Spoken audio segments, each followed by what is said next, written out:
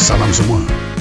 Penganalisis politik Dr. Mazlan Ali melihat PAS kini mengambil pendekatan lebih lunak terhadap gerakan yang dikaitkan dengan Hamzah Zainuddin dalam Perikatan Nasional.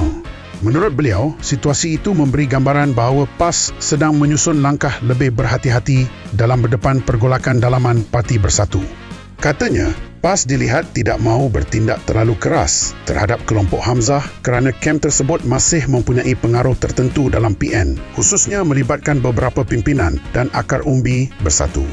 Dalam masa sama, pendekatan lebih sederhana PAS juga dianggap sebagai usaha untuk memastikan gabungan pembangkang itu tidak berpecah lebih awal menjelang pilihan raya umum akan datang.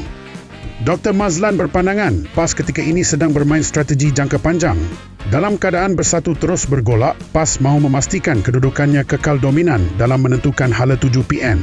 Beliau turut melihat Hamzah sebagai tokoh yang masih mempunyai nilai politik tersendiri, terutama selepas muncul pelbagai gerakan dan naratif reset yang dikaitkan dengan kem beliau sejak kebelakangan ini.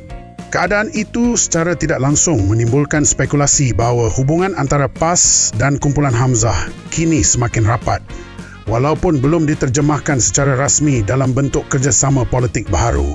Pada masa sama, pergolakan dalam Bersatu juga membuka ruang kepada PAS untuk memperkukuh pengaruh mereka dalam gabungan pembangkang tersebut.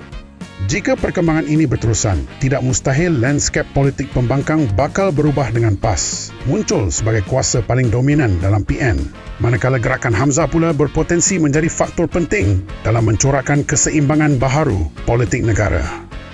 Sekian dulu. Jangan lupa like, share dan subscribe politico.my.